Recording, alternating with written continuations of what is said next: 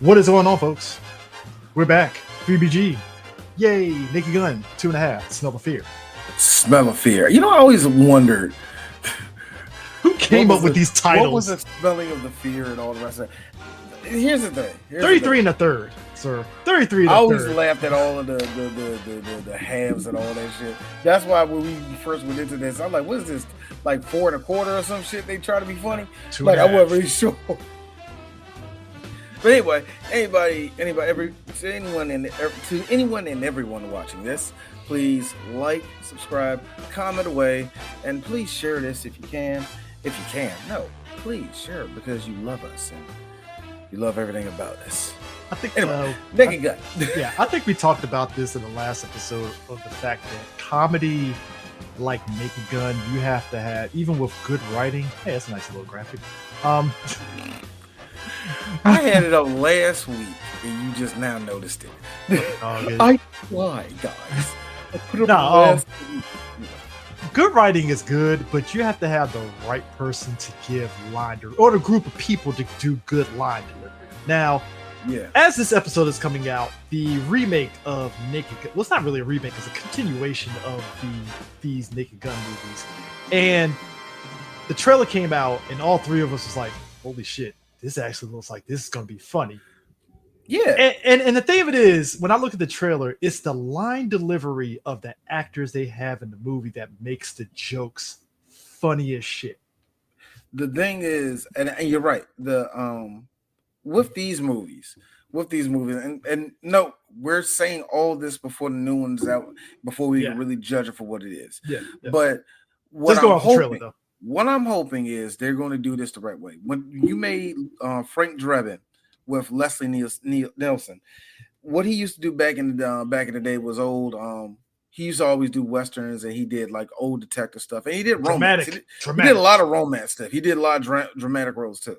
But and so what really works off him is being like the old dragnet type of cop shows, and that's really what David Zucker was making when he made Police Squad. He's from that era, so he was from that era. So a lot of it was like, yes, I'm just a detective. I'm hard boiled, going down the road of Los Angeles.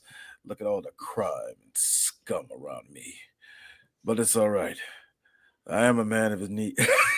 You know what I mean? You know what I'm saying? I'm a man that knows what he wants. There she is. She looked at me. Breasts glistening, her eyes like like they did that back then. Now I don't know what they're going to do with Liam Neeson. I have no idea. What I think they should do is lean into his type of detective, which is 1,000-yard stare. I'm a cop, and I always get my I hope they go with that angle of him. They're basically making fun of him. I'm hoping they do that. But the line delivery for this movie for me, I'm a cop on the job. Stationary cop. Thank you. The line. When I saw that Eris, I'm like this. Seth MacFarlane knows what he's doing. We should just let the man take the wheel. The line delivery in Naked Gun 2 that came from old boy that played the goofy cop in the Police Academy movies that paired up with Bobcat Goldthwait. Yeah. He plays a scientist. Yeah, like he's a scientist in Naked Gun. I had to pause and laugh because it's the most Gen X millennial ass joke ever. Oh man, is this why you're gonna be on Geraldo? Looks at Frank. My wife is a transsexual Satan worshiper. And Frank is just like, okay. Anyways, and I'm like, it's the stare. He didn't break, didn't crack. He said that shit with a straight face. Number one, to know Geraldo is to know that's the type of fucking shit that will be on the show. No bullshit. It'll be that goofy ass nonsense. It's like, my wife is a transsexual hooker who beats men. What is going on Geraldo this week? Why is this happening? And don't get it twisted. Phil Donahue. My 5-year-old son is a part of the Klan. Thank you. We're talking to him today here on Geraldo. Why is your son so racist? Well, You know what I like about Geraldo? He used to do shit like that. He used to dump that he's Puerto Rican and then became an old white guy. It's one of the greatest things ever. Guys, a guy that gets a chair launched into his face by the Ku Klux Klan. I mean, come on. Like, thank you. Right there, Sue. You know, Kendrick Lamar made you a motherfucking sample. To be fair, Geraldo was very white. When they kill Popo, they kill us in the streets no more. I'm like, this whoa. This is why hip hop is such more damaging than any. When we think of white Mexicans, we think of Geraldo. He's not Mexican. He's Puerto Rican. Well, you know, tomato. No, he's what? Eris is making the right face. You know what, Eric Chris? Here's the thing. He doesn't care about my fucking damn livelihood. Why should I care about I understand that a portion of them voted for Trump, but not all of them. Can you stop that? Don't lump them into the same taco. All right, let's not do that. That's racist. Come on. Right there was racist. No, come on, Chris. Chris, remember, half of them voted for it. All right, half. You know the ones that walk around white have the last name Garcia, like Jennifer Lopez. Stop it! I like all the white Spanish people with the last name Dominguez and like Santana, because you got to emphasize your thinking that's on the same. Thinking is on the same level of like McCrary or some shit, like they could be with the white people, like, you know what I mean, like. Well, you know, much like how Candace Owens thinks she's black because her name is Candace. No. Look. No, she thinks she's white because her name is Candace. No. There's black Candaces out here. There are, but she does not align herself with such. No, she thinks her last name is Owens, meaning that she's going to pioneer. Much like Jesse Owens when he beat all the black people. What did Jesse Owens do again? Jesse Owens gave the middle finger to Hitler. How did he beat Hitler? How did he beat Hitler? Stupid bombs. They did it. What are you talking about? I gotta be real. There is something, just real quick. Black history, real quick. There is something. Black history is every day. Yeah, Black history is every day. There is something marvelous about the fact that Jesse Owens more or less gave Hitler the middle finger and proceeded to Usain Bolt the fuck out of those fucking damn white people at the race. I gotta put it out here. That was a nigga that was out. That dude was outpacing white men in dress shoes. I want people to understand. Niggas went to picnics and man was running around in the Tabernacle 5s. Yeah. No cleats. Thank you. Outran all them white people. All the Germans was like, "Das ist nigga." You know what I'm saying? They were just like, he was just too fast. They gave him the Stacey Adams threes. Nigga. I'm sorry. That, like, as a kid, you're like, oh, that's great. The pulpit maxes. For people to understand. This is how old we are. Stacy Max 1. Want people to understand how old we are.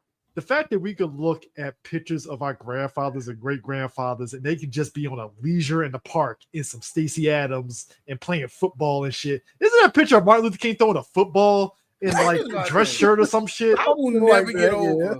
I will never get over the fucking lie all those black people born before 1963 said to us, y'all need to dress up like they did back in the day. They was getting their ass beat. What you talking? Also, that motherfucker, a three-piece suit and 120 in the shade. Thank you. I know that they were fucking sweating them suits out. Ain't no way.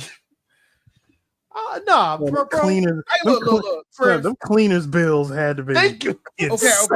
Okay. We said on a past episode of Three Black Geeks that yes, global warming has changed up the whole game when it comes to heat and all the rest of that shit. Yes, but I still must have to say this question: even before global warming beat the shit out of America, beat the shit out of the world, how did our grandparents do it? 90 degrees, not a fan in sight. They had a handkerchief. They had a handkerchief and wiped their brow and kept it moving. Long sleeve shirts and shit. Not to mention, Folks was built different back then. Look, we said as much. Look, you're right. You're right. Like, you ain't lying. We were strong back then. Different. Somebody like that. We were strong back then. We didn't have houses, nigga. That's why. Hey, look. My great grandfather had. We have flushing toilets. Hey, look, my great grandfather. No bullshit. We use this meme all the time. He literally had them civil rights fingers. Get like that. Hey, Chris's ball pushed the shit out of me laughing when I said, she's like, yeah, he was a sharecropper. Ma, just say he's a slave. Boy, stop it. She's like, stop it. Like, no, she got on me. She's like, here's me. She was a slave. Don't. I know she laughed when I said, I was like, look. Lie. I had them in my family. They were slaves. I told her that because I said, look. Yes, they were sharecroppers, Mom, but understand it's slavery with extra steps. All right. See, D beat me to slavery. No. See, D beat me to it. He beat me to it when he said that. Because Chris, what I was about to say to your mom though, when she said all that, I was about to say servitude. Hey, we had like I was really gonna say with a question mark. Here's how he beat me to it. I said, you know what? He got it. I'm like, here's how fed up my grandfather was. My grandfather, my mom's father was about picking cotton because he, again, North Carolina back in that time, you picking cotton. Like that's just what the fuck it was. This man said, fuck this bullshit and left Henderson and went straight to DC. No more. I'm out. Fuck this shit. I think one of the funniest things when I found out the patriarch of my family is a Native American. So we don't know how the one black family that has Native American in his family. No. I found out we did.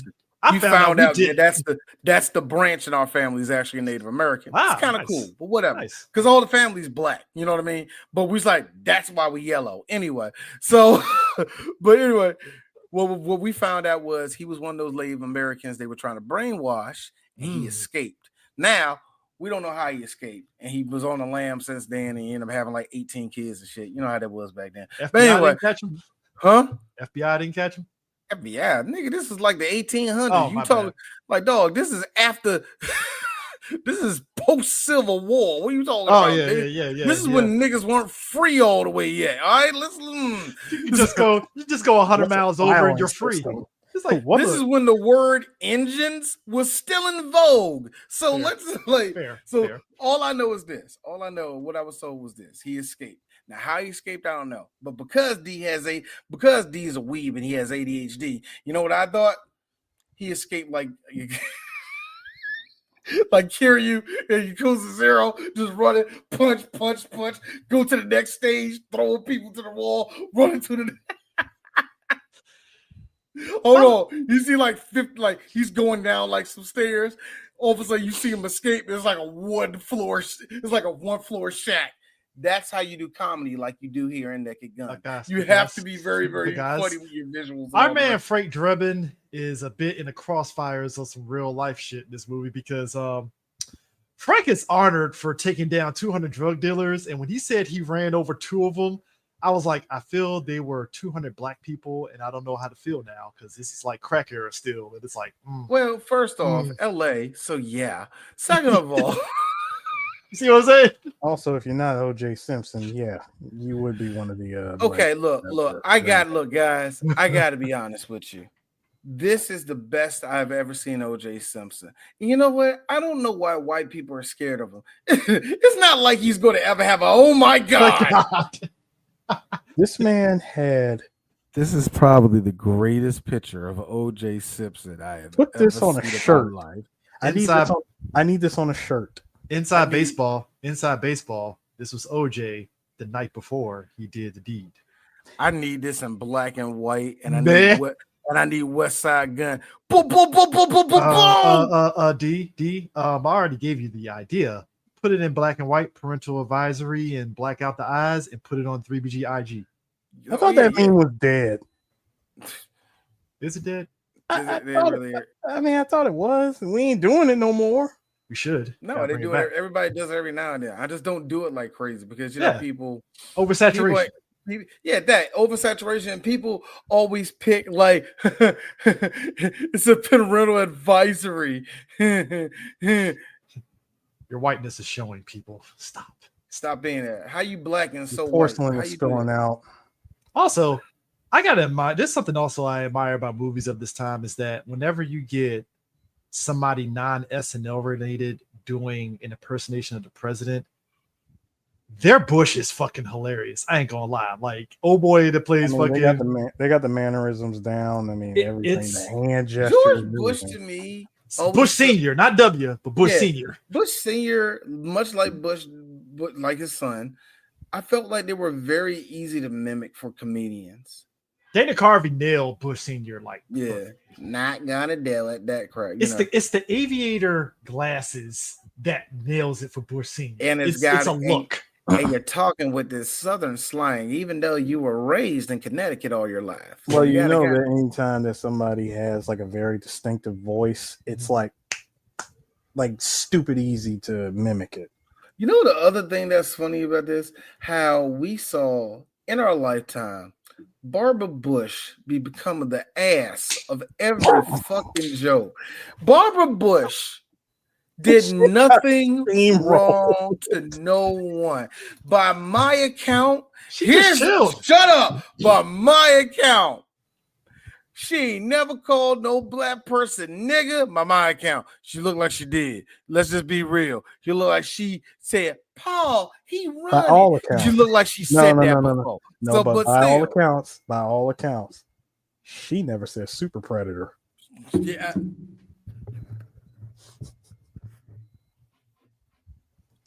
I mean, look, as somebody that likes Hillary, fair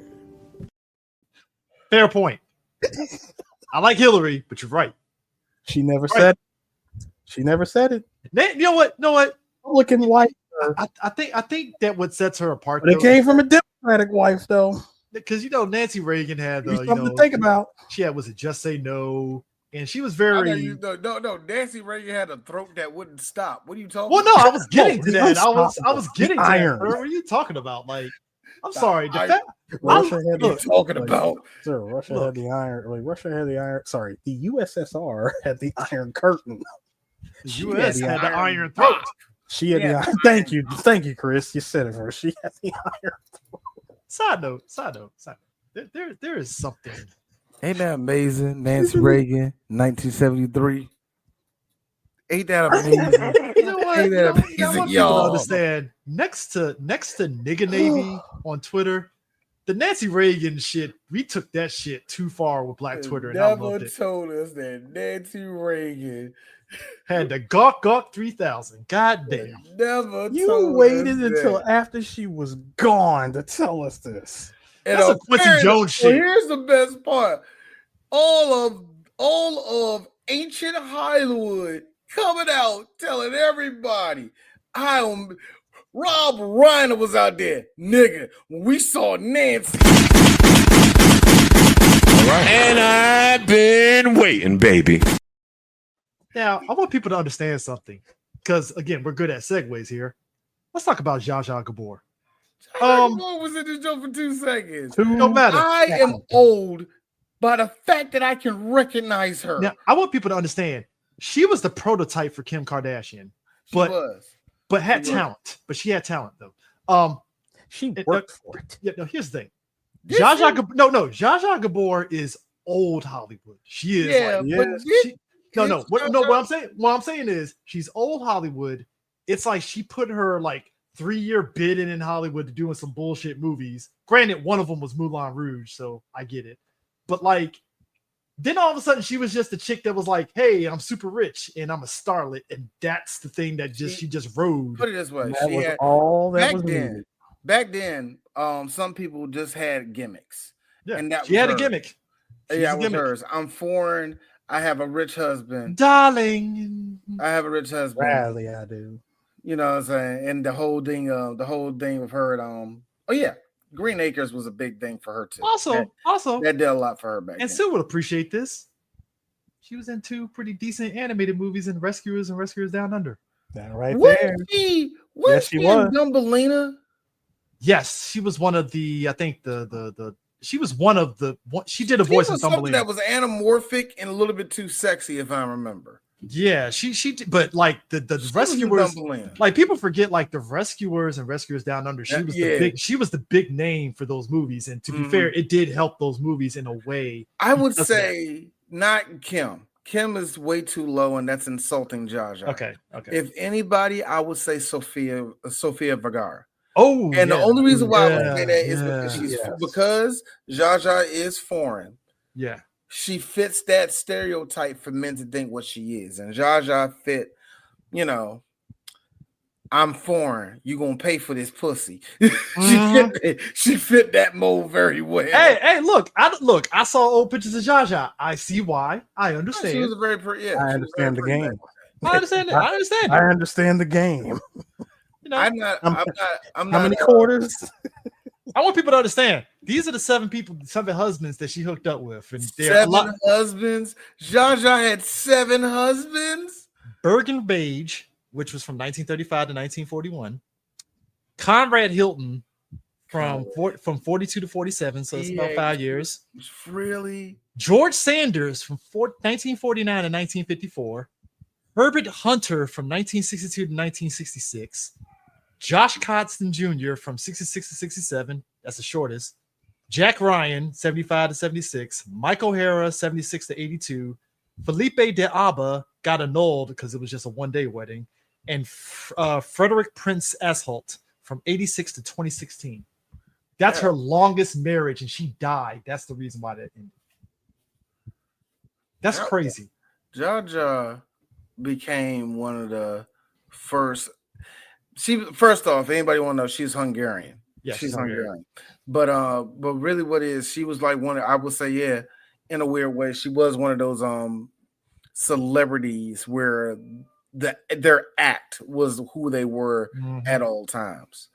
And that's interesting. How do we Jaja Gavor? I only brought that up because in the beginning of it, you see her tap the thing, and in my head, I was like, I keep forgetting Jaja was in the pop culture zeitgeist in some way, shape, or form. Even if it wasn't in a movie, she was in a TV show in some way, shape, or form. Because wasn't she in an episode of Fresh Prince at one point? What wasn't she in? Yeah, so it's like she was in an episode of Martin. Now that you say that, yeah. Oh, let me go to the 90s. No, just Fresh Prince and just Fresh Prince. Fresh Prince. I'm kind of shocked on that. And she was in Pee-wee's Playhouse, which makes perfect sense because who wasn't on that show?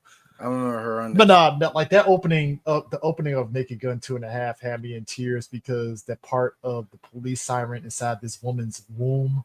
And it pops out like a baby, and the doctor's like, "Oh shit!" When I saw the slit, I was like, "No!"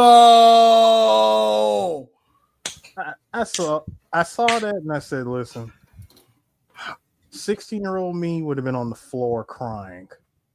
I was laughing. I'm sorry. That shit. No. I got that. No, what I got out of 40-year-old me was, ha.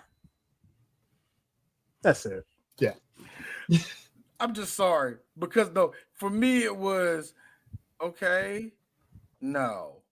Oh my God. To be honest with you, given the canal that it was going through, it could have been anything. I thought it was going to be a butthole. Yeah, I thought it was. If this was the 90s, yes. Hey, yes. The 90s. To be fair, no. If this was like early mid-90s, no, 93. If this was 2 years later, no. Let's be real. If this was the late 90s, that was definitely late 90s. Yes, for sure. Let's be real. Jim Carrey said, "Hold my beer" in Ace Ventura when Nature Calls when he came out that fucking rhino asshole. That, I swear to God, that is genius. Side note, I watched old Living Color. Asshole. I watched the old episode of Living Color. Jim Carrey doing Pat Boone had me on the fucking floor dying. I forgot that he did that shit. Jim Carrey doing who was his name? Jim Cordich, where he was like, wow, Jim, you did. Yeah, I took my family all around the country like this. Where's your family now? They all died. They all died. You have to. And no, the thing is, you have to say it with a straight face while you're acting that out. and you have to look at that with a straight face and try not to laugh. I swear to God, I could not be the fucking key grip on In Living Color watching that shit because they will fire my ass for laughing some so things hard. I couldn't. No, you can get away with it on Living Color. If this is SNL, oh yeah, Chris, Lord Michaels would have told me to Lord get the Michaels fuck out. would have fired you off You rip. won't stop laughing, and you're not charming for that. Wait a minute, but that's all Jimmy Fallon did. He was the last one, and he messed it up for the rest of you. Go. I would say, Lauren. Keaton, get him. Like Lauren, have you ever Come on, man, laughed? move, No, seriously, Mr. Michaels. Have you ever genuinely laughed at something?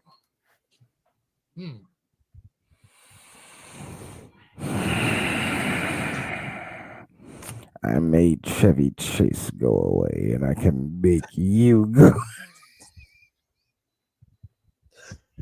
But you didn't make Chris Farley go away. Oh, I made him go away. You did it. I told you he did it. Told you it was Lauren Michaels. Lauren Michaels in the basement with the cocaine. Lauren Michaels laced it with dirty cocaine. Son of a bitch. I made look. I don't know how we got to SNL. No. But seriously, I got the SNL because I told Chris, I said, no, you could laugh on In Living Color being the key grip. SNL, however, you would have got fired for chuckling. Side note, again, I like Leslie Nielsen's sort of visual cues because when he's fucking trying to limit up that fucking lobster and just seeing the claw just come around like that and then pinch. By the way, the pinch followed by the stock woman scream. Him opening up the fucking bathroom door and busting old Bolster.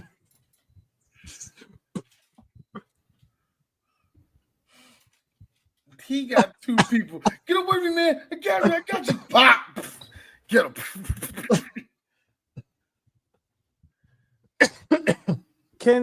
Frank, you got another one.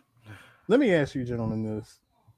Between the opening from Naked Gun 1 to 2, I still like the first one better. Yeah. 2 goes by very quick, I will say. It does. It goes not to say that's a bad thing, because it doesn't overstay its welcome. It goes by very quick, but it's also not as memorable as the first one. But they have stuff like this is memorable, Eris. He's Caucasian. Caucasian? Yeah, a white guy, a mustache, about 6'3". It's an awfully big mustache. Giant and shaman. I laugh so hard at those dumbass jokes. It's stupid. It's what I told you. No, it's what I told y'all about this movie before we started recording. I said, guys, look, like 25 minutes in. This is a dumb movie. Oh, it's dumb. The thing that gets me is this. So all of the Captain Planet villains are in one room, head up by Robert Goulet, by the way. One of the greatest Canadians ever to be made. But was it Smoke? Was it Smoke? Hiss or some shit? It was Smoke. Yeah. Hiss, kaboom, spill, smoke. Spill, smoke. And they had all acronyms for this shit. And I want people to I just want people like D is not lying on the Captain Planet level of villainy because I want to again product of the time because let's be real, besides fucking corporate greed, this was your next best step on that. Which ironic enough, because isn't there a character in Captain Planet that like Hog's greed or some bullshit all like of that? Them, all yeah, of them Hog's greed. A lot all of them to me they're are cartoony villains. to... That's the thing. They're cartoony villains in Captain Planet, but they are representative of the real world when you look at it. Like Meg Ryan, like to me. No, hold on. Not just representative of the real world, Chris, but if you really think about it, life is now imitating Captain Planet. Is. Oh my God. Look at our look at the current administration. Whew.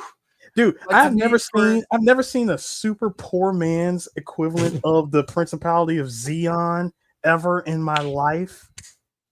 And here's the more tragic general. Here's the more tragic thing. This is the more tragic thing about this version. At least the real Principality of Zeon had characters that you somewhat liked. Yes, they at the end of the day they're terrible people, but you can like certain aspects about them. This one, on the other hand, nobody is likable. Pete has got this crackhead rumble round. I'm like, what are we doing here? Like he's supposed to be the one that you Why like. would you say him rumble round? Why would you say rumble Why would you round? make him rumble round? I'm so it's sick of your shit. Military. Chris, no, Chris. Now I gotta ask you, who's Dozel? Mitch McConnell. No, he's not. No. Speaker Johnson. There you go. I guess. No, McConnell is Tuberoff, and that's after Colony, sir. Jesus. No, man. Why? No. He's no. We forgot. Mitch McConnell was Palpatine. That's a whole different universe. What? Mitch McConnell is it? No, I was just keeping it the Gundam. All right. I know, but hold on. that's truly the Hold on, Emperor when I see one. Palpatine in Return of the Jedi or Palpatine? Rise of Skywalker. Yes. That's what He's I'm Rise of Skywalker right now because he Rise of literally Skywalker. needs like a little thing jammed in his back so he can. Yeah, that's right. That's right, Ray. I had you buffed somewhere else and nowhere. It was all a part of my plan. I like how we have reached. Yes, and somehow you became a Jedi. All a part of my. I said it's all a part. All a part of my plan. D. In a last-minute rewrite, you became my granddaughter. Yes. It was a last minute rewrite. I have to actually be honest with you. This, there was a lot of faults with George and the way he wrote, and I had my feelings toward it. But the rewrites, just the lack of understanding of the universe is the thing that. Anyway, Ray, as you see, it's you have to be a part of the dance. And the surprising twist, recent events have made Hunter Biden Qui-Gon Jinn all of a sudden. Because holy shit. I really feel like that. Shut the fuck up. Hair's too not short. make this two episodes in a row. The hair is too short, Chris. Hair is too short. He can't be Qui-Gon. His hair is too short. I'm sorry, man. Who knew a white crackhead would be spitting bars? And I'm like, this nigga spit. First holy off, shit, Chris, he only did cocaine. He did crack back in college or some shit. I never did that shit since then. Stop calling me a fucking crackhead. Second, I've never seen a guy describe the ebbs and flows of crackheadom in such a succinct way that I'm like, you know what? I empathize with you, sir. I understand how you got hooked on crack. But anyways, but nah. Hey, Priscilla Presley, I got a question. So, was that the face you made when Elvis was on top of you? I am not even look. That's mean. In heaving sweat. That's mean. That's a very mean thing. The heaving, thrusting sweat of Elvis Presley. But that being said, I think Priscilla Presley was actually very, very fun in this movie. No, seriously. In all three movies, she's very fun in this, and because I remember how her character was in the little bit I saw of what Pam Anderson's doing in the new one. I feel that Pam Anderson is going to be the funniest person in the fucking movie. No, because here's the funny thing about Pam Anderson. Real quick, hold on. I finished. No, let me finish off real quick. Because the funny thing about Pam Anderson, this is just D. She's not terrible. Period. D's making fun of Pam Anderson. You know that her skin looks like a orange that's been left out in the sun too long and really needs moisture. I make fun of how she looks now, but I never made fun of how an actress she was. I thought she was always fine. I actually watched VIP. I don't know about y'all two niggas. I watched VIP. I wasn't alone. Good. I liked VIP. You know how much I had that shit on in the back? Okay, this is really. Here's where this is the era alone. I feel connected now. I felt so alone for years. The era in which I kind of, in a way, just decided to watch VIP was when I was working the video store on Saturday and Sundays, and it'd be on Fox, and I just have it on his back. It was on Ion. I was watching it on Ion, and I was like, okay, I understand why people like VIP, but it's not really a great show. But it's that it's that weird Baywatch like trash TV kind of thing where you're like, all right, I see. Okay, cool. I understand. And I just gotta be real. A part of me is actually very excited to see her do comedy like this because I think she can actually do comedy. Like I said, Pam Anderson is not bad. Like I think because of her boobs and her, getting caught with that sex tape, that kind of boxed her career in. You know what I mean? Because she was just after that. I mean, look, she purposely looked like tits. Let's not do that. Let's not act like she. Yeah, it was her. She didn't do it to herself. Right? Yeah, her and Tracy Bingham were in the basically. You're just. Here's the difference. Nobody was calling Tracy like that. I don't know. I feel like black people we vouch for her even though she didn't care about it. It's like, hey, Tracy, she like this. Hi. Tracy was a black woman that hung around a lot of white folks and I just wanted to say real quick, dude. If Pam is gonna do it in this new one, as long as she plays it straight and with no makeup, she's gonna be hilarious. You think it's gonna be no makeup? They're gonna cake her up. I think they're gonna cake her up. I think they're not. I don't think they are. I don't think they are. I don't know. Or you know what? It's gonna be a happy medium. It's gonna be a happy medium. Medium of like natural makeup, and yet she's smeared off like a good portion. And I know I'm mean when I said that about her, but for real, she wow, that like I hope that ain't melanoma, but it looked like like look, age caught up to her. That's all I can say. I mean, look. But I will give Pam this. People still love her. She shows love back. And like I said, she has never been bad. I think, like I said, I really felt like her career got stalled because, when you're a playmate and you show your titties one time back in the 90s and they're that big, dudes are going to be perverts for the rest of their life, especially back then. Back then. The way people say, well, oh man, you gooning? Shit, you don't know what it was back in the 90s. It was pathetic the way the way they try to flaunt Pamela Anderson's breasts out there. I love the man. It was not, sir. We lived through that era. No, Eris. I say it was pathetic how the means that guys went through to see the crack. To Dee's point, it was heavenly though. To Dee's point, I love the man to death, but the most egregious shit ever. Here's Stan Lee's ass. I got a new gimmick, Stripperella. We're gonna show you. Why do you make Stan sound like Vince McMahon, Chris? Because he did in that moment. He sounded like Vince McMahon when he was pushing Stripperella. No bullshit. You had to be there. I need you to push him up higher. Yes. We gotta show these people that we mean something.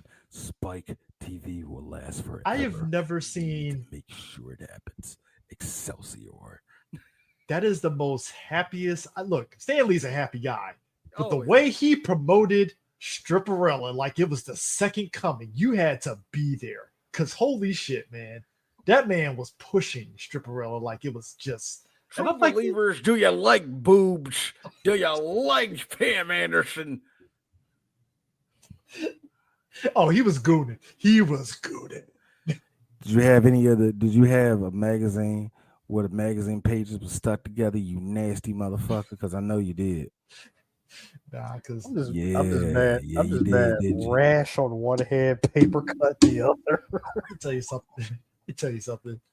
If you got the videotape, it's like there's nothing on it, but you know what videotape that is, and nobody else knows it. I don't. You got one of them, did you, nigga? I don't king shame niggas, but it's like, bro, if you own a Maxim magazine and stuck together, what are you doing with your life?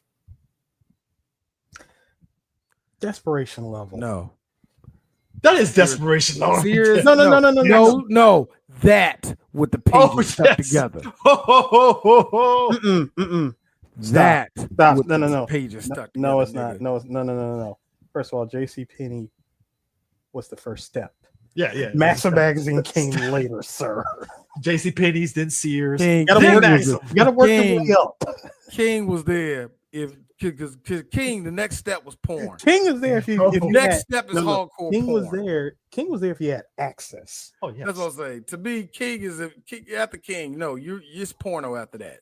It ain't. Say this. No. You. It's like you did cocaine. Now in the order, you got to do heroin now. I gotta be real.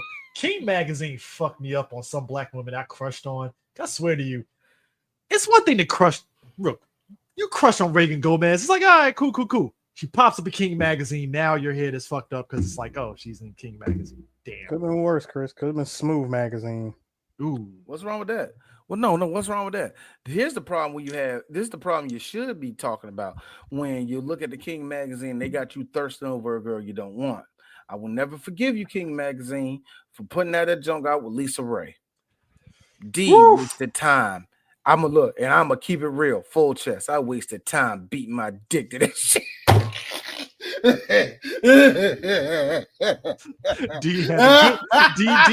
D had the good Vaseline out that day, and I think I hated myself. Just dry.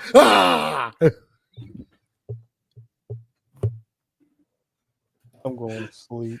a bunch of Gen X niggas was fucking having their way with that fucking magazine that day. Oh man. Good night. Real talk. If you would now, Lil' Kim put it in her lyrics for a reason because it was actually true. A bunch of niggas in jail had the Lil' Kim spread. Who did? Off of King magazine in there. A lot of niggas in jail love Lil' Kim back in the day. Back in the 2000s, that was their number one. Because they all got locked up in 95, so that was the only woman they knew. Guys, here's the big question though. Did you like my man, the Shout out to the How Many Licks video? Did you like my the police sketch artist who was a furry when Ed was going through his fucking drawings? It was a fucking lion with a whip. I swear to God, the look of the whip one had me crying. I was like, bro, stop. No. Look behind his head. Who the fuck was on the wall? Hold up.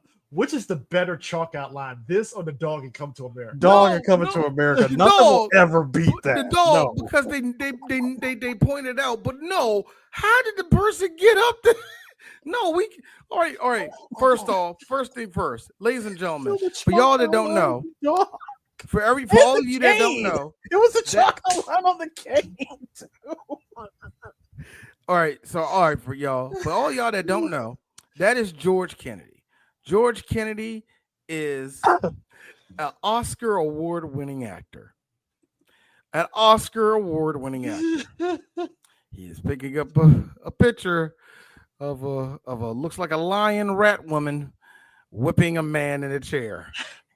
And for the 1990s, that's a nice ass. Dude, how about this? Go back to that picture. Go back to the picture. Go back to the picture. I don't know what the hell is going on. Question. Why does she have two? Right. Okay. Right. Why? Okay. I get the whip. So is she going to choke him and jerk him? No.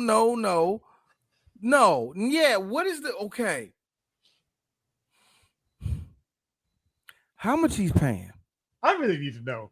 That's the bigger question. How much is that man paying for that? Also, again, that looks like an expensive. That looked like an expensive. Also, I gotta ask this. All right, hey, white guys, you need to explain to me your kinks because this is like in this era that's expected. Furries are a big deal. I would expect it. But hey, 80s, 90s white guy, what the fuck is going on here? Because there was somebody in LA that was trying to get that shit popping off like that. I know somebody was trying to do that. The small road I work. Let me be fair here. I don't kink shame, but I don't. I don't fuck with furries. I don't fuck with. I think all of you are fucking weirdos. I keep it a buck. I do not want none of you to get hurt in none of y'all shenanigans, nor do I want to hear y'all niggas moan when y'all fuck because everybody can hear it. And it's disgusting. White people, you are disgusting. And yeah, a couple of you niggas that do it, y'all disgusting. But look, the point is this. I don't kink shame now. No risk, no Shut reward, the fuck up. Who put that up? Who put that up?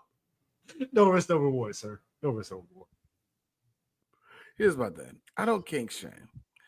But the little bit of the road I walked down of knowing about furriness and all the rest of that, the anamorphic, I want to bang it shit. Yeah, Bugs Bunny started it, but it ain't where it ended. So it's always been this weird thing of actually, you know what? Period. man, you, all of us. Anytime we create anything that comes close in our image, do you know what we say? Can I fuck it? Yeah, that's usually the first. We all do that. They all do it. So even when you draw, where is the hole? I wonder if I erase that and make her bend over her father. How that look? See, they're doing it with forever. They're doing it with forever. You see how easy that is. So, but here's the question. Here's the question. In what type of world in the 1990s created this though? You gotta understand. That's level. I like how it came out. That is something. That is a drawing that would have came out like in the early 2000s, and we would have been like, "Oh my goodness!" Not in 1991. Hey, I love how Frank was like, "Hey, let's get a sketch of that guy," and he sees the picture of her fucking tits out, and he's like, "We need to go ahead and get another sketch artist here." That man did not give a fuck about doing this. What I also like is that we got to see 3 DLC. We got to see 4 DLCs. The first one is OJ and his regular shit like that. Okay, cool. The other one is, of course, this one. Mexican OJ. Of course, we got this one, which I say is just the hard. Is the hard? Yeah. And finally, the best image. Join the army because OJ said so. OJ Simpson. I need this one on a hoodie. What I'm saying is that nigga Navy. What I'm saying is this is OJ in the back of that Bronco, the AC. He was driving the Bronco. I'm Senor OJ now, AC, driving to Mexico. Give me that tea and water, AC. I knew we could make it. Shout out to RIP Malcolm Jamal Warner because he played AC in the OJ show, and yeah, that was a sad moment this past weekend hearing that. I was damn, Malcolm Jamal Warner's gone. I know that is crazy, man.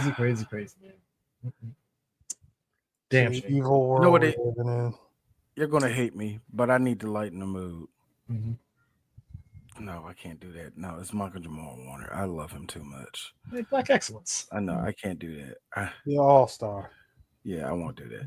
It was a very tasteless joke.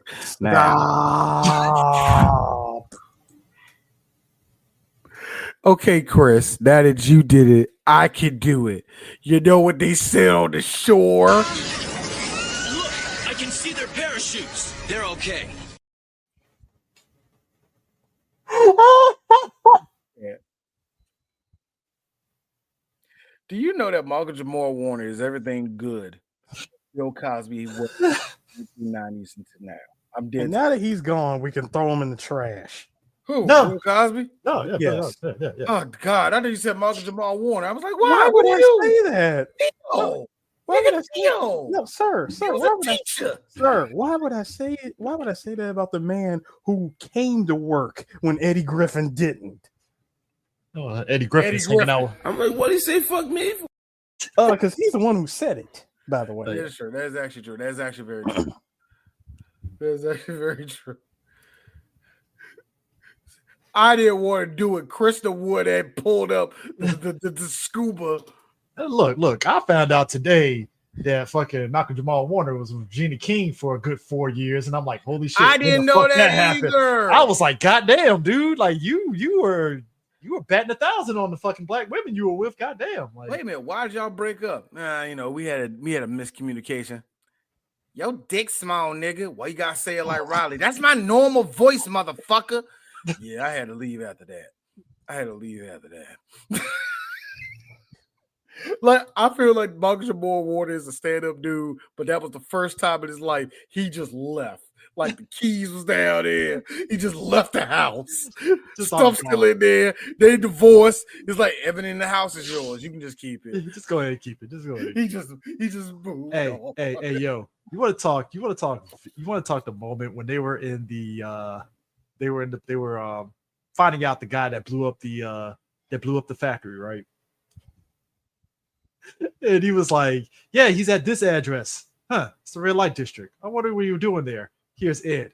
Sex, Frank? Not right now, Ed." Now's not a good time.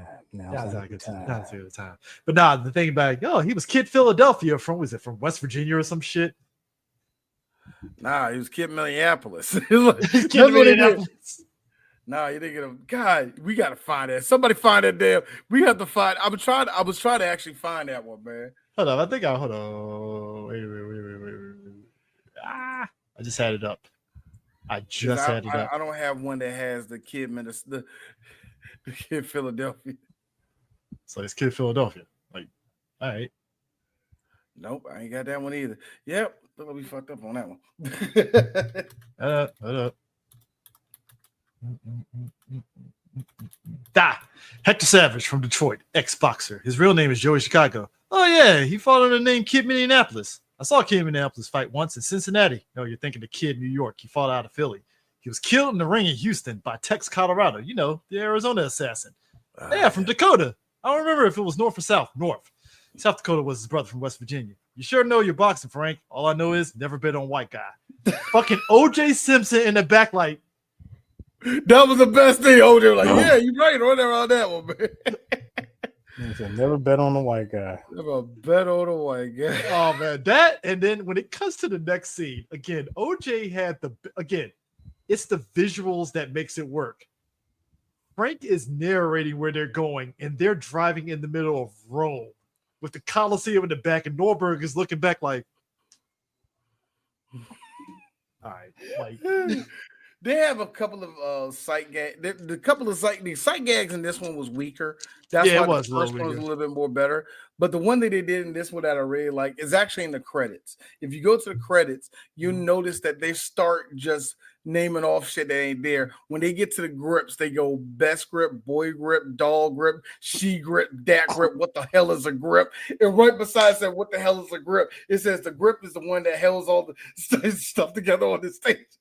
And then they had another one. They would say general purpose, general this, general meals, that general. And then at one point, when they were naming off people in the movie, they didn't have like janitor or something. They had like the quote of what they said. Like a good example, you're on my crotch. And you had the dude who played that right there. I was like, that's actually kind of cool. They had that throughout the whole credits, man. And then they had what the credits like the people that were talking, the people that didn't talk, but they were in the background, the people that didn't do nothing at all, but we liked them. Like they had the whole look. I thought that was genius. And it's something that I always like. They didn't do that. I don't think they did it in the first one, but they did it in this one, and they did it in the third movie, and I think they did it in Spy Hard. Well, hey, in it was another Leslie Nielsen movie they did that in. I don't know which one it was though. It's like, hey guys, play our favorite song. Ding dong, the witch is dead, the witch is. Okay, stop. That was the biggest laugh that D had in this whole movie. Okay, let me make it fair. A lot of these jokes are very funny jokes. Much like Family Guy. Very clippish, you know what I mean? You don't have to look at the whole thing, you know what I mean? But they have very funny jokes in, so I'm just listening to it. Like, play the song for me. Don't worry, don't do it.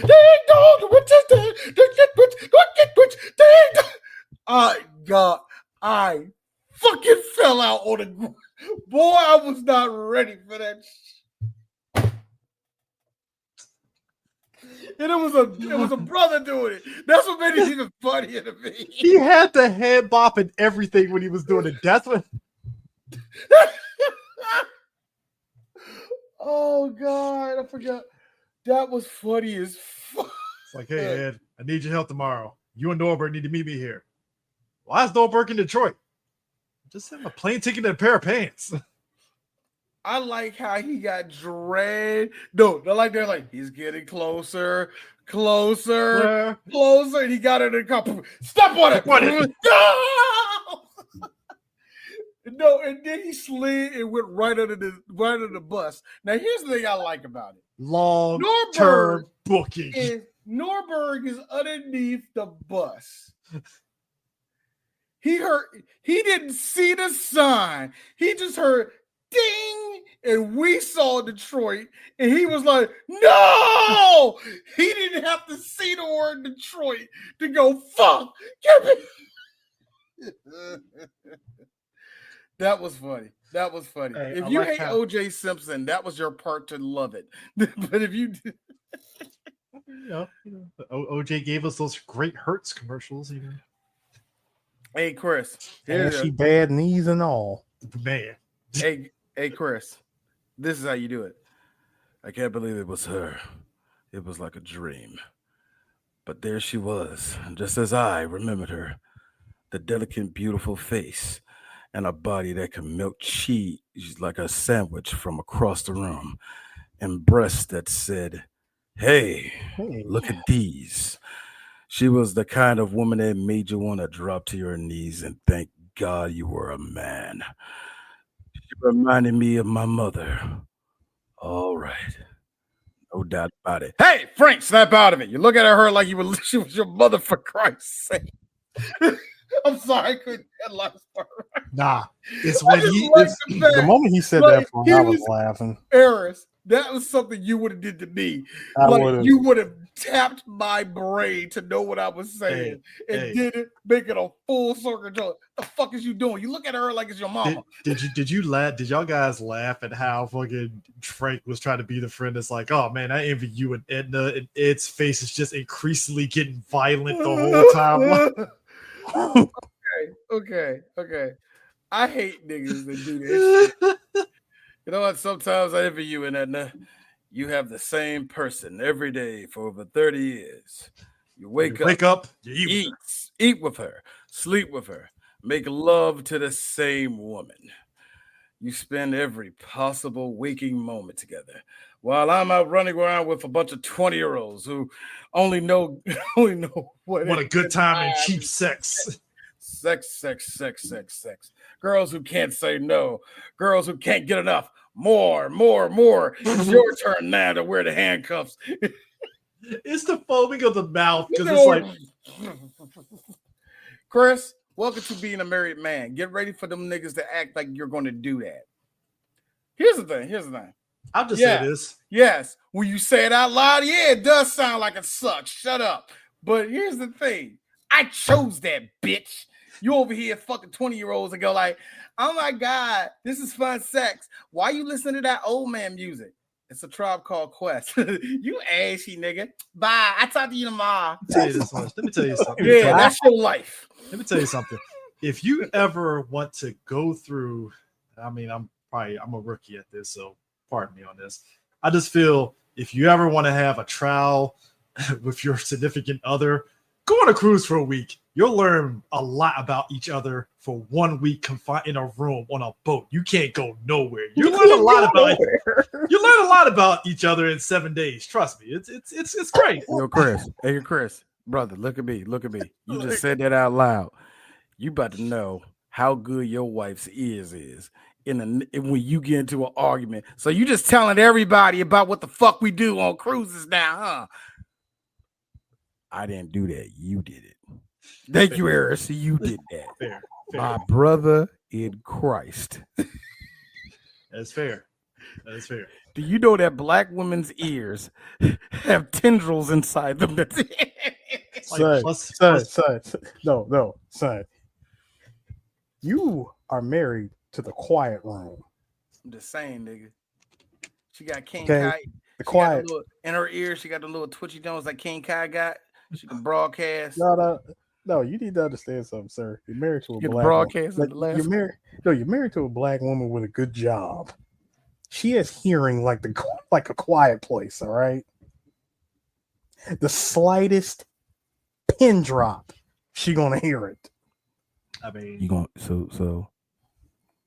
want to tell them what we doing quiet rooms, motherfucker? You gonna tell what we doing cruises? Surprise, motherfucker.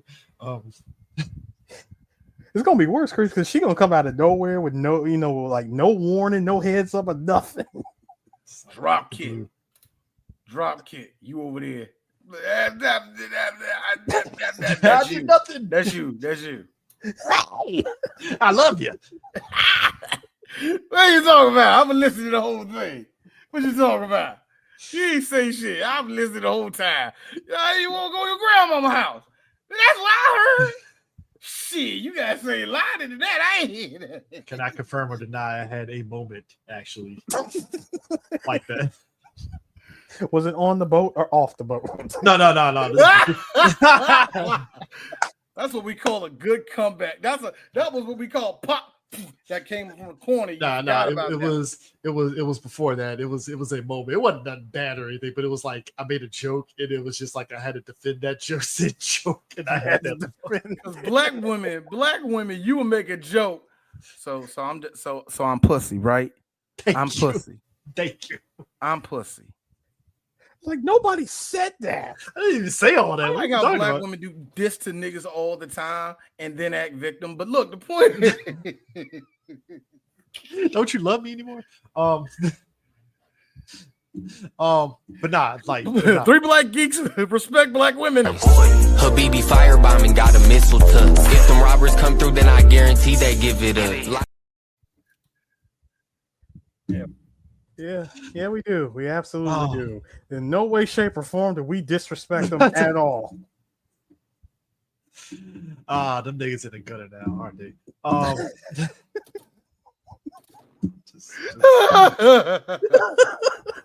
Niggas hurt.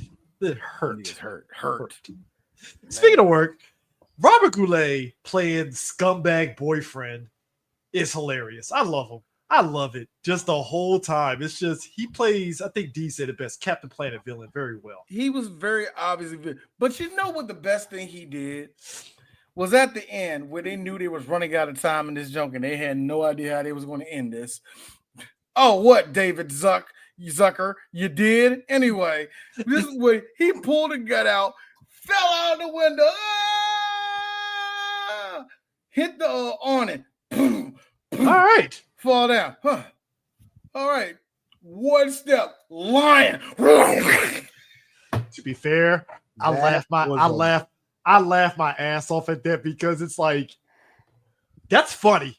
It's stupid, but it's hilarious. No, Chris, that's not just funny. That is Simpsons funny. No, it's Simpsons funny, and it's family. And hold on, and I will go that far. It's Family Guy for a circle because you remember what they said in the beginning of the movie that there was animals that escaped from the zoo. They'll say that early on. So they said that early on in the movie we saw a giraffe. That was funny too. We saw the giraffe run by. But anyway. We heard that early on in the movie. So yeah, you totally forgot about the whole animal escape. So when my man just live, turn, run, like yo, and they're back. I love it. That's how you do it. That's how you do it. That is how you tell a joke.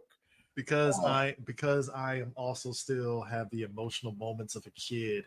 I laugh at Dr. Mannheim getting everything under the bucket, getting lumped on his head when Frank was trying to break out from the fucking shit. Yeah. He tried to he got him on the stage.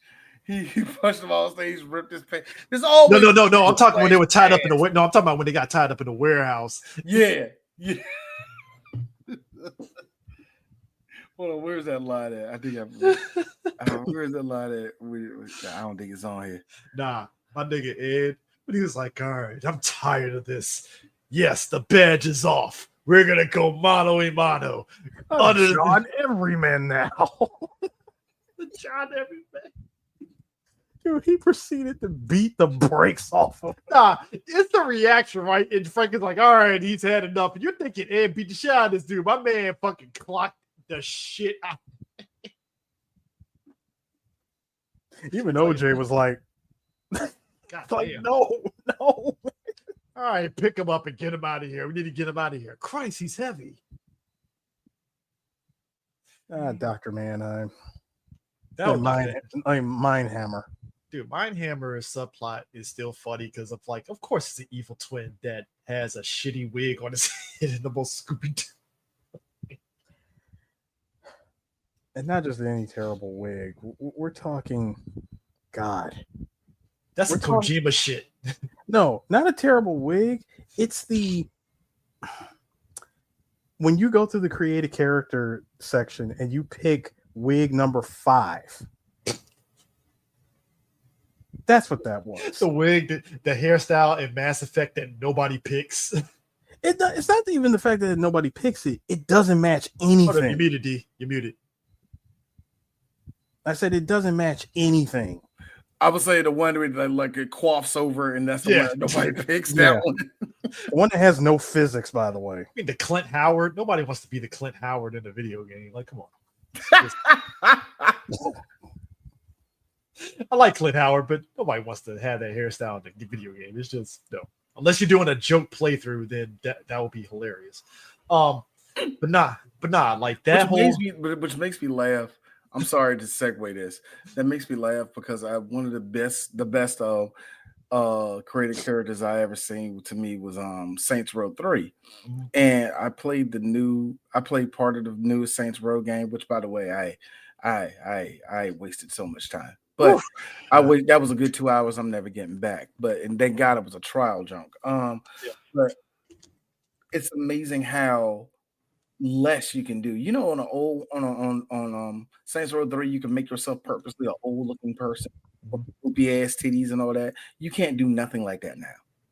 And that's the restriction of freedom that I'm talking about. Mm-hmm. They made sure they had all these millennial Gen Z characters that only boomers clearly wrote about, and they put in that game, and the creation was very stingy.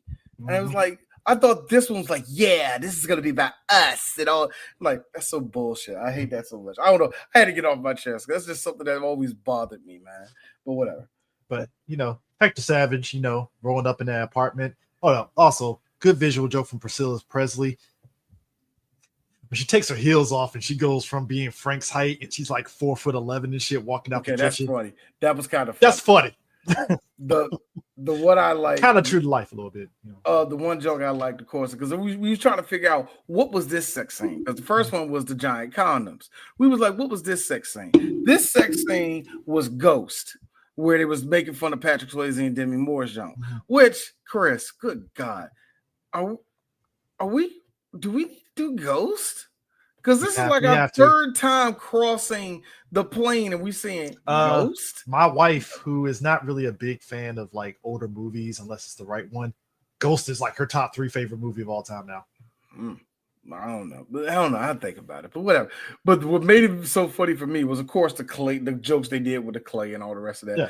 But it's Leslie Nielsen with his shirt off. He's 60 at this point. Leslie Nielsen with the Schwarzenegger bodysuit. That's what I'm saying. All of a sudden, you see the Schwarzenegger body. She's all pressing on it. I'm thinking they just pointed back at Leslie. He's like, like, I am impressed with whoever's pecs are down here. As men, we tend to have the internal confidence of thinking that we have the Arnold. I would love to see a scene like that in the new one, where it's like they do that with Frank, where it's a bodybuilder, and they go to Pam Anderson, and it's clearly a black girl's body, and they did the same. I swear to you, D, if we go see that, if we go to that screener and it's that, I'm gonna be in fucking tears. Like, God damn it, D, see, those are the jokes you do. Here's the thing, and because I know there's going to be a lot of people that's going to come out of this new one that's going to be way too hard on it. Oh, yeah. These movies aren't good. They're silly. Not supposed to be silly. They're silly fun. It's like looking at an episode. It's like looking at an episode of Freakazoid. Mm-hmm. Okay, it's going to be a lot of heavy references and a lot of silly, stupid shit. Mm-hmm. So yeah, it's like I said, you're literally looking at an episode of Freakazoid. Also, so that's kind of what you're dealing with on that type of wacky. Him and Hector Savage fighting had me dying because, again, it's silly shit.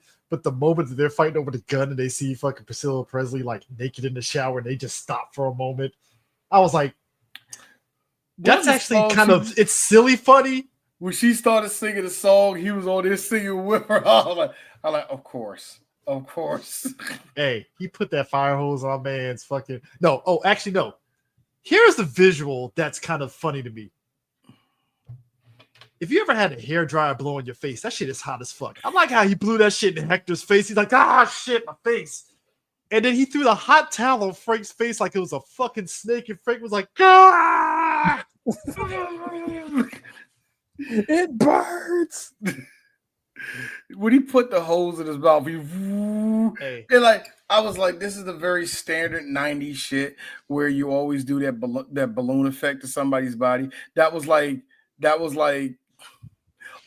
you call the makeup artist. He's like, oh shit, this is gonna be the best 3 days ever. They're gonna pay me on scale. Hey, he sat there and told Jade, you don't want to go out there until they clean the carpet. Clean the carpet out there. It's the pop like oh, that's crazy. No bullshit. Yeah, I mean, now can I be real, gentlemen? Yeah, this movie is most definitely a quick watch. Oh yeah. Oh yes, it is. Yeah, because it's like, I think to what D was saying, it felt like I ain't gonna say they ran out of ideas. I think they were just like, all right, we clearly kind of were a little uninspired, but not really. So let's just put this out and just see what happens. That's really kind of what it feels like. Yeah. Granted, the movie made money, but still, like it didn't, like compared to 33 and the Third, which I think for my money actually had something going for it in so many funny ways. Mm-hmm. Even with what this movie did, it still made a lot of money back then. It made close to 200 million. Like, so that says a lot about just the viability of what they were doing. Because even with it not being as hard hitting with the jokes as the first one, it's very Teenage Mutant Ninja Turtles 2: Secret of the Ooze. It's silly as shit. I wasn't ready for that, man. No, it's just weird. I was not ready for that. In other words, it's the movie with the most fights. Yeah. It's silly as hell, and you just go with it. And because the actors are carrying the material, it's like, well, yeah, it works in a weird way. Still, it's like you don't feel like $23 million budget, $192 million it made. That is very impressive, actually. Mm-hmm. Yeah. For a movie like this and the way it really was, it was actually not that bad. You did pretty good on that one. I mean, I remember the third one. Yeah, the third one did good in the box office too. Yeah. But I remember the third one actually did better on home video. Oh yeah, the third one really ate up on. I mean, look, I feel like there were things in this movie that I forgot about, including the fact that like Weird Al is in the movie briefly inside the police station as like a convict. It's kind of like a blink and you miss. Like, hey, is that Weird Al? It is Weird Al. Didn't know that. I didn't notice he was in the movie. Yeah, he was in it. He was in it. Yeah, he was in it. Yeah. Also, police station thug. Police station thug. I mean, it's that, and also, like I said, I kind of forgot about the Mannheimer. Was it Mannheimer? Yeah, Mindhammer. Mindhammer, like subplot, and I was like, oh shit, that's right, because they had to swap them out because those damn Democrats. Which, by the way, he said the best. I mean, Leslie Nielsen said the best line in this movie when he went on a whole MLK I Have a Dream speech and said that he said, "Look, I'm not going to be able to, I'm not going to get there with you, but I hope for a future where the Democrats can give us a candidate that's worth voting for." Yeah, dude, did you like the George Bush? Bush was clapping and he goes, "Hey, wait a minute." Like, wait a minute. Isn't it funny? Oh my God. Life, y'all. And then 2 years later, it came true. 2 years later. A man from Arkansas who can play the shit out of a fucking saxophone. No, you gotta say it the right way.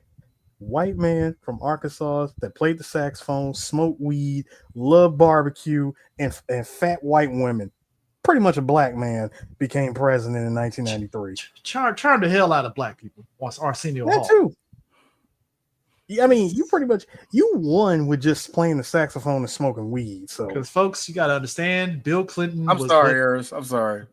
Y'all still saying that shit is the most cooningest shit to me. No, we smoke weed, y'all. Like, stop that. No, but you know what it is. So did George Bush Jr. No, but here's the difference. George Bush Jr. was a C student. No. But to your point, Sue, though, if we're going to be real, it hit to the thing of Bill Clinton for the first time was the hip Democrat. He was the cool. He was the cool Democrat. Listen. He was the biggest easy layup the DNC ever had in the early. I mean, 90s. He hit to the MTV generation. I wouldn't go that far because he was. No, he wasn't. The Democrats saw him as a risk because they never got nobody as young as him. Yeah. But guess what? The Republicans, they learned from that when they decided to go with the orange turd. But here's the thing. Also, too, in 2016, might add. But they had the Russians help them. But you know that doesn't. The semantics, semantics. That's semantics. Okay. Semantics, black. It's like this. How many voting booths did they really have? I mean, come on. Also, hold on. How many emails did they really pilfer? Nah. Hold on, stop. I have to get this off my chest. So when you gonna release that Epstein file? You know what? We heard you, American people. We released Hillary Clinton's emails. We did it. We finally did. Nope. I'm gonna answer that question for you. B, how long did Detox take to come out? Oh, fuck off. How long did Detox take to come out? Here's the sick part. That's how Donald Trump is gonna be dead in the ground before they go. Well, he was on the island with Epstein. Yes, we know, nigga. Well, that's what Rupert Murdoch put out, because when you fuck with other white rich people, you find out. Because Rupert Murdoch was like, "Oh, you're coming after me? Bet." Put it out there, Wall Street Journal. Hey, Rupert, do it. Do it, Rupert. On the best you want to get that nigga killed. You can do it, nigga. Yes, we are on the best side of FAFO right now, witnessing everything on the outside, and it's beautiful. D put out that meme. We the nigga on the ground eating popcorn while the fucking two people fighting on the. It's fucking rich white people fighting other rich white people. We're just watching. And you know what we getting? I want to be the Anaheim Electronics, just handing them both a here's a gun. Have fun. Remember, guys. Here's mobile suits. Go at it.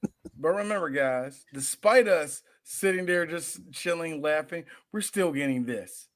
You know what would be fun, black people, if we actually come together. Now, what we thought of, we had this whole weekend that we're going to go to Trump's base down in Mar-a-Lago. And we're going to get also white people. I hope there's a civil war.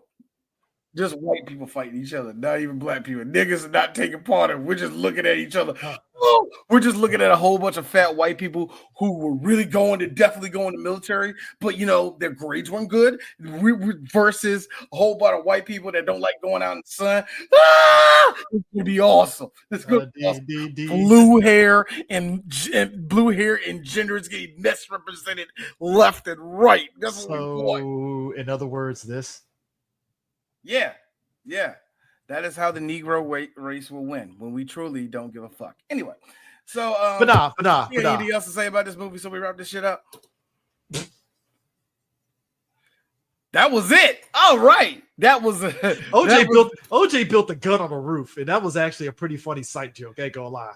Yeah, I gotta admit, and I have to admit, OJ, I know you're going, and yes, I will have to make this very clear. Gone too soon. I will have to make this very clear. He did it.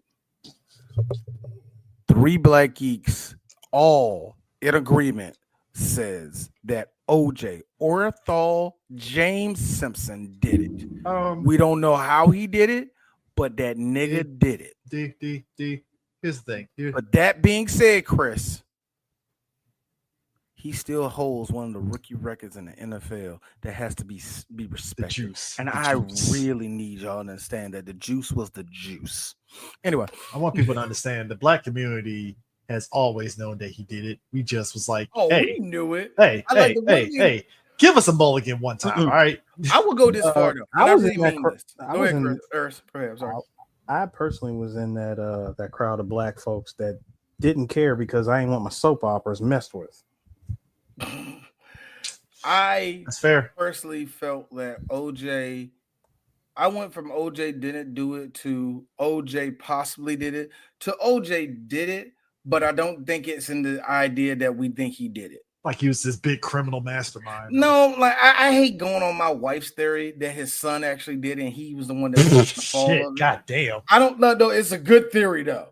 Holy shit. I don't want to say explain it, but basically his son committed the crime and OJ was the one taking the fall for it. But I think it's something like that. Like we don't know the full scope of what happened, but now OJ's dead. Why does it matter? Nicole been dead for over what, almost 30 something years. Why does it matter? The Goldman family got their fucking money. Why does it matter? Actually, they never got their money. Oh, good. They never did. I'm sorry. I know that's fucked up, but good. Even with them, because here's the thing.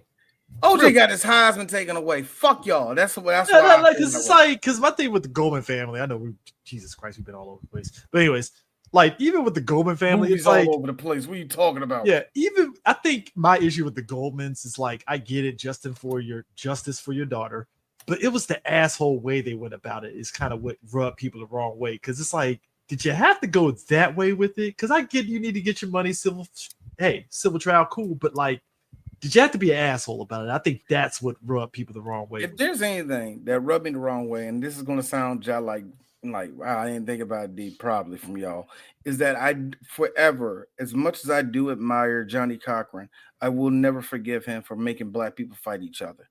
The fight of you ain't black if you don't support this type of thing, he used that to the advantage of OJ. He used that we get fucked by the justice system all the time to back a person who can afford to get out of messes like that. And to this day, we always get celebrities that don't deserve to get off the hook getting that same type of treatment that OJ got. I hate that. I don't know if Johnny Cochran was the one that started that shit, but to me, that was a patient zero type of deal, because every black celebrity gets that same treatment, no matter how they did it. Yep. We just seen Puffy. People want Puffy to make it out. People wanted R. Kelly to make it out. I told this to Eris. It hurts my heart that I have to say this straight up because I still love his music. Fuck you, Dirk. Go to jail. I mean, I love Dirk. I love that little nigga. Go to jail. Go to fucking jail. And then I gotta look around. Man, free my nigga. Free my nigga. No, go to jail. Sometimes people gotta go to jail. I don't think Johnny Cochran was the one to do that. But that, if you look at it a certain way, black people changed at that point too. That's all I'm gonna say. Yeah, but like I said, overall, I enjoyed Lincoln too. Like I said, it's a quick watch. It's funny, it's silly. Now, something more tangible to get in next week. Guys, it's time for us to go back to the jungle. And sometimes we gotta be a different person than what we was when we went out there. But sometimes your people get stuck out there, and god damn it, we need you to get them out of there. Because there's nobody else that can get them out. DJ Sue knows that person that can get him out of there. What's his name, DJ Sue? Who's the only person that can get our people out of the jungle when we need them? That is one. Everybody. That is one. Jonathan Lowenbrow Rambo. Ooh. You see, we already did First Blood, where we saw a guy front flip right out of a helicopter. We seen him on a dirt bike hop over a mattress. We seen Brian Dennehy run. Hilarious. Yes. We seen somebody almost die from a shitty bomb. And we got to see Stallone act. Go home, man. His blood was all over me.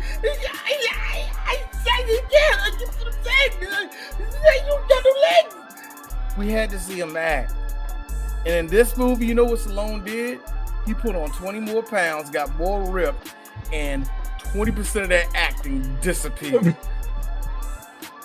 This is when Stallone became the Stallone that we all know. Bear in mind. it's 3 years after. 3 years after that little town of Oregon lost 2 people, but they never recovered financially in that county.